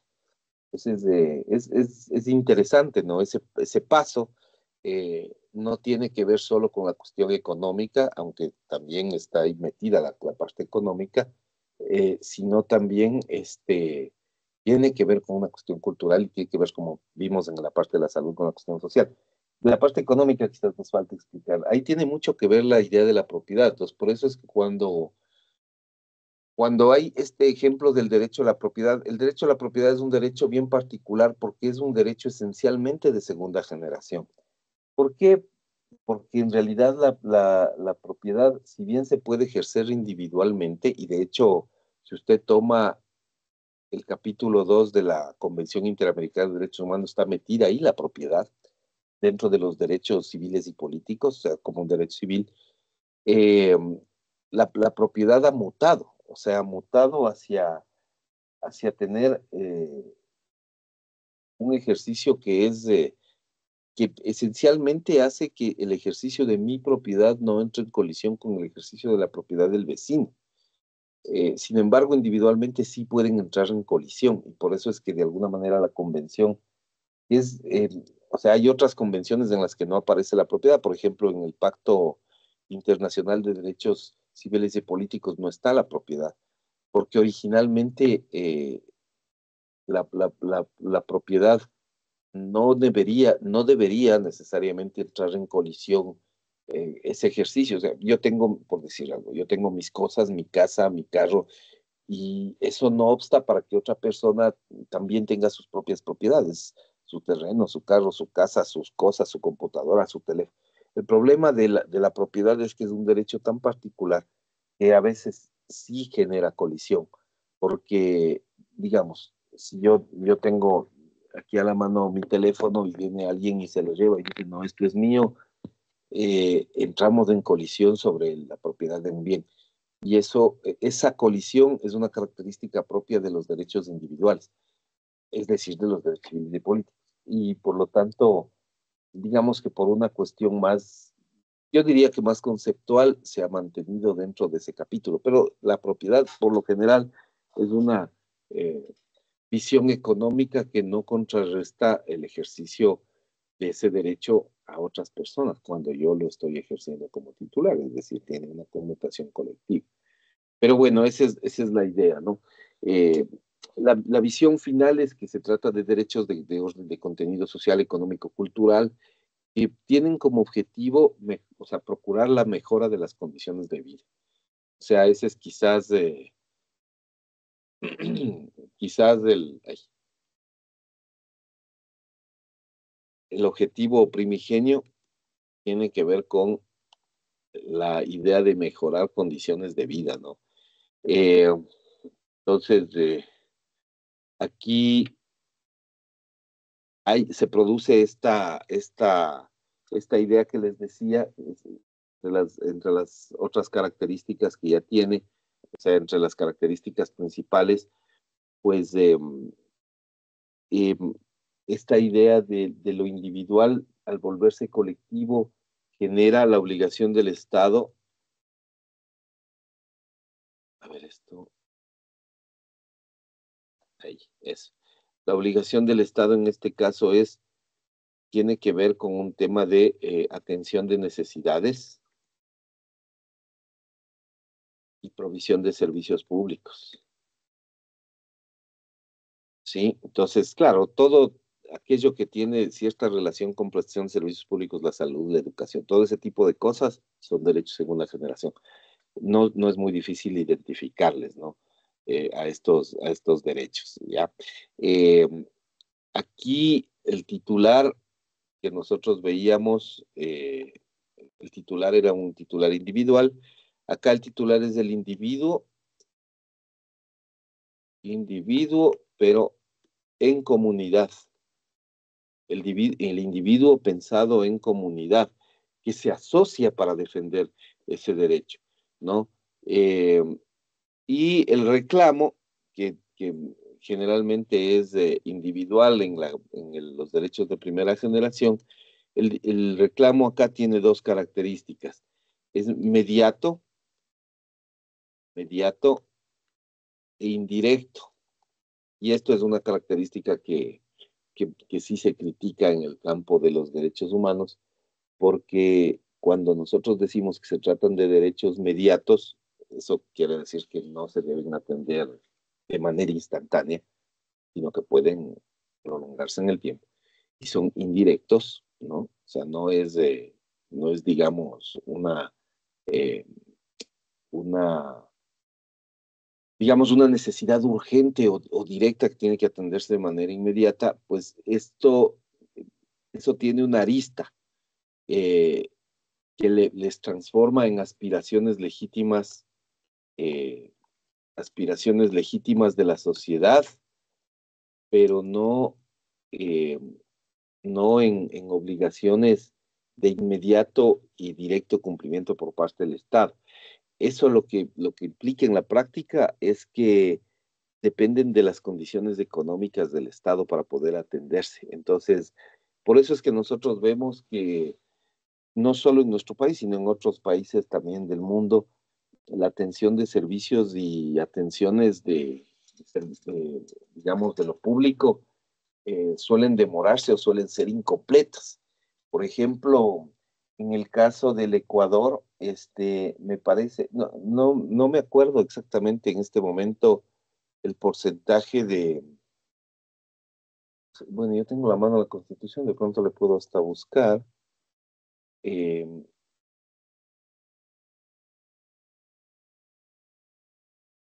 eh, pero, a ver, aquí, por ejemplo, para darles un ejemplo que, que tengo, así tengo aquí a la mano, ¿no? En el caso de la salud, por ejemplo, el Sistema Nacional de Salud tiene que incrementarse anualmente en un porcentaje no inferior al 0.5% del PIB. 0.5% del PIB. O sea, si es que tú tienes, digamos, si tú el año 2025 utilizaste, vamos a decir, el 10% del presupuesto del Ecuador en salud, el siguiente año deberías utilizar el 10.5 mínimo. O sea, debes incorporar. Eso te dice la Constitución. En la práctica no pasa. O sea, en la práctica no se suma. Y de hecho, hemos visto que, por lo menos en los últimos 6 años, si es que no, o sea, de hecho, ha habido un decrecimiento del porcentaje del presupuesto de salud en relación al PIB. Y lo otro, por ejemplo, en el caso de la educación, eh, ahí sí, ni se diga, pues me parece que es el 6%. Estaba tratando de buscarle, pero no le encuentro en la Constitución el porcentaje. Vemos que le puedo lograr identificar al porcentaje. Eh, a ver, sí, bueno, no le logro encontrar, pero me parece que está en el orden del 6%, una cosa así, el presupuesto educativo anualmente. Eh, y el año pasado un decreto ejecutivo disminuyó el presupuesto educativo para las universidades públicas. Entonces, claro, yo sé que a veces eso no cae bien, pero teóricamente la materia de satisfacción de necesidades de segunda generación sí tienen que ver con las disponibilidades económicas del Estado. Eh, Lamentablemente es así en la práctica. O sea, tú tienes que garantizar los derechos fundamentales, obligatoriamente los de los civiles y políticos, pero los derechos que están después sí pasan a tener un carácter un poco secundario. Por eso les decía que es inevitable que en materia de derechos humanos muchas veces se hable desde el punto de vista de la jerarquía. Se jerarquizan unos derechos eh, en lugar de otros. Y esta jerarquía tiene que ver con, por ejemplo, el financiamiento de este tipo de cuestiones. Eh, bueno, aquí hay algunos ejemplos también que tenemos que tomar. Eh, Vamos a ver en quién nos quedamos. Eh, ta, ta. Señorita Arteaga, un ejemplo de derecho de segunda generación.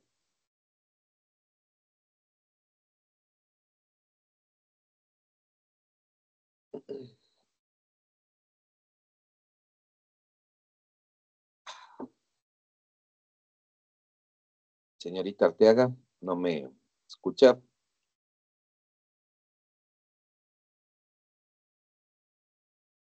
Hola.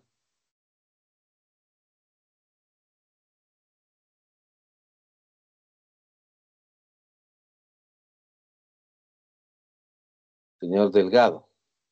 A ver, un Profe, sí, ejemplo. como mencionaba hace un rato, también está lo que es el derecho a la salud, Lo que Eh, son como, se podría decir, como decía usted, que no son de manera individual y no afectan lo que son de las otras personas, sino que son más colectivas.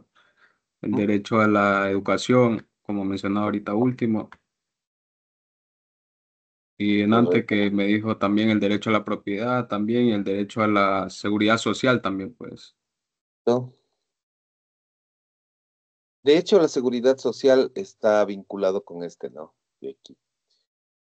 Hay un derecho que es importantísimo. La Constitución en el 66 le pone entre los primeros. ¿Cuál será?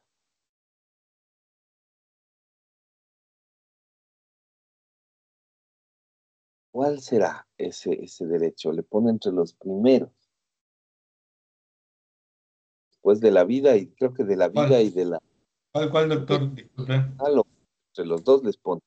¿Cuál, señor Hernández? Sí, se refería a un derecho que está primero, antes de otro. ¿Cuál? No, no lo escuché bien. El artículo 66 de la Constitución, la Constitución, nuestra Constitución es un poco desordenada en realidad en la numeración de los derechos, entonces mezcla algunos de primera y segunda generación al principio. Me parece que después de la inviolabilidad de la vida, está o después de la inviolabilidad de la vida o después de la integridad personal. O sea, está entre los dos o está después de los dos, pero está entre los tres primeros, eso seguro. Hay un derecho ahí importantísimo. ¿Cómo se llama? A ver, yo tengo la Constitución también, me voy a poner a ver el 66. Aquí está. Ah, sí, entre los dos está. Entre la integridad personal y la inviolabilidad de la vida. Ahí está. Un Profe, derecho derecho importante. a una vida digna. Señor Delgado, ¿se El encontró? derecho a una vida digna. Vida digna. Sí, vida digna. Vida digna. Que además es un derecho compuesto, ¿no? Vida digna. Vida digna. Eh, y ahí ustedes ven, o sea, si ustedes miran ese numeral 2, todos los derechos que están dentro son son de segunda generación. O sea, todos los derechos que forman la idea de la vida digna, que es un derecho complejo, humano, segunda generación, está conformado por otros derechos de segunda generación. Entonces ahí tienen ustedes algunos ejemplos, está la alimentación y nutrición, el agua potable, la vivienda, el saneamiento ambiental, la educación, que bueno, ya hemos dicho, el trabajo, el empleo, el descanso y el ocio, la cultura física, el vestido, la seguridad social y otros servicios sociales. Bueno, ahí están algunos. Y también, si ustedes toman la Convención Interamericana de Derechos Humanos, entre los derechos económicos, sociales y culturales, lo que coloca básicamente es el desarrollo progresivo, ¿no? No le hace mucho más caso al resto de derechos porque la convención, digamos que es una convención un poco más eh, digamos, es más antigua en cuanto al desarrollo propio de los derechos humanos de segunda generación. Pero todos estos que tienen esta idea colectiva son buenos ejemplos, ¿no? Eh, Dentro de lo que cabe, ¿ya? Eh, Todos estos que hemos conversado. Ok, nos falta los derechos de tercera generación, son casi las 9 de la mañana. Si les parece, vamos a hacer un pequeño break, pero antes de que se me vayan al break, ¿dónde está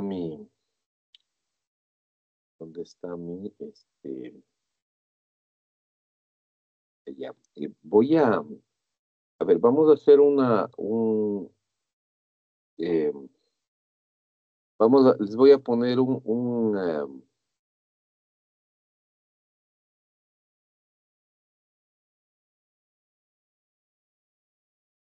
ya, les voy a poner una pregunta, pero les voy a pedir una cosa, les voy a hacer una pregunta de esas que habitualmente la trabajamos en el chat, pero lo que les voy a pedir es que por favor las respuestas las carguen en el campus virtual, porque hubo Bueno, no sé si les conté eso, pero bueno, creo que, o ya creo que hicimos algún rato, les puse el foro en el campus virtual porque nos han pedido expresamente que todas las actividades, incluyendo las de clase, queden registradas en el campus, ¿no? Entonces les voy a pedir que les estoy cargando ahorita la actividad, es un foro en donde les estoy haciendo una pregunta, pero les voy a pedir que ingresen al campus virtual para que establezcan ahí las respuestas, ¿no? Este,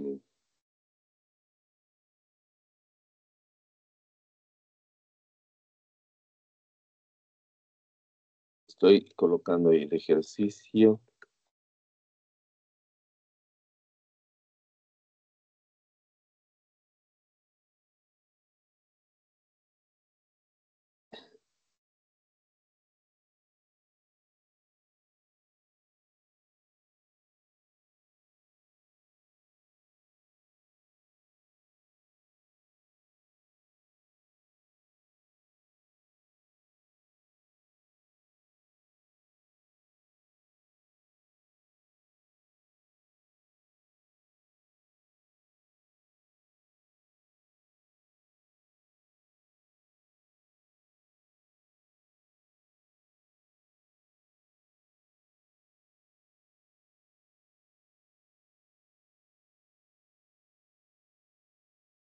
Listo, ya.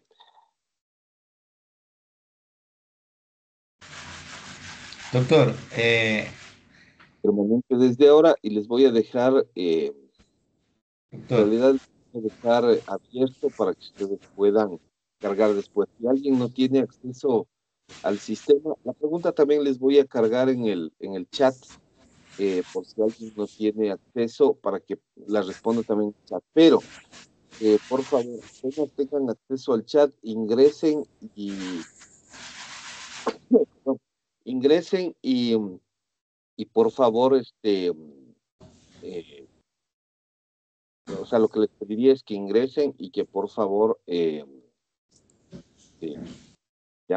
hagan eh, o sea, carguen esa misma respuesta que van a cargar en el chat, lo carguen en el foro para cuando yo pase revisión pueda tomar la calificación o tomarla directamente del, del,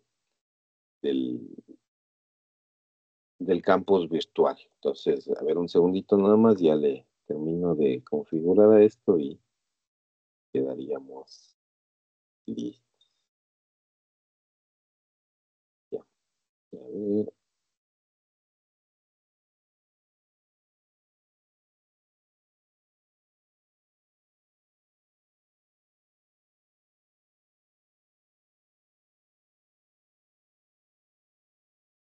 listo. Ok, bueno, está cargado. A ver si le puedo cargar en este foro también. Señor Delgado, dígame. Profe, eso mismo le iba a mencionar, lo que no sé si solo me sucede a mí, pero a mí y a otro compañero, o sea, ya se pagó lo que es la cuota del, pero aún así la plataforma está bloqueada. Entonces el problema no solo sería con el foro que usted va a abrir ahorita, sino con Con el examen. con las evaluaciones que toma. Ajá. Ya. Bueno, eso vamos a tener que resolver. Eh, Usted hizo la evaluación anterior. Sí, eso sí está hecho. Entonces, lo que vamos a hacer es, y no se olvide, básicamente porque vamos a tener que hacer el tema de las recuperaciones y tal, tiene que mandarme un correo indicándome que tiene la plataforma bloqueada. Trate de incluir una captura de pantalla del bloqueo de la plataforma y ponga ahí que por eso no puede rendir la evaluación de hoy. Esto, bueno, algún rato ya le abren y usted ingresa y punto. Y tienen el chat de tal manera que usted puede escribir aquí la respuesta también, eh, como respaldo. Pero claro, hágame un correo hoy, no, porque ahora sí están exigentes en eso de los plazos y solo hay 5 días. Entonces usted tiene hoy hasta el 13 de enero realmente. Entonces haga hoy mismo un correo, o sea, trate de ingresar a la plataforma, el momento en que le aparece que está bloqueada, tómele una captura de pantalla y me manda por favor por correo indicándome la fecha del examen y que no puede ingresar porque en la plataforma bloqueada. con eso nos guardamos y el momento en que ya le abran la plataforma, ahí vemos el mecanismo a través del cual le tomo un nuevo examen o le abro este o lo que sea. ¿De acuerdo? Ya, profe, listo. Ya. Gracias. Señor Hernández, por favor. Sí, doctor, verá, la compañera Mayde Arteaga me mandó un mensajito por interno, me indica al parecer ella tiene un problema con su micrófono, pero me indica que le avise usted que revise el chat, parece que le escribió algo. Ah, ya, Eso, chévere. eso. Ya, voy a, voy a chequear. Arteaga, ¿no? No puedo encender, pero dije la... Sí, Ah, ya. Mayde Arteaga. Ah, ok, le tengo ya. Le tengo ya. Listo. Gracias, gracias. Ok. Bueno, ¿les parece si nos encontramos? Bueno, para que hagan 5 minutos la respuesta al foro y luego unos 20 minutos para que se tomen un café y nos vemos nosotros 9:25, ¿les parece? Perfecto, perfecto, doctor. Ya, listo. Entonces, ya nos vemos en unos minutos, por favor. Eh, hagan el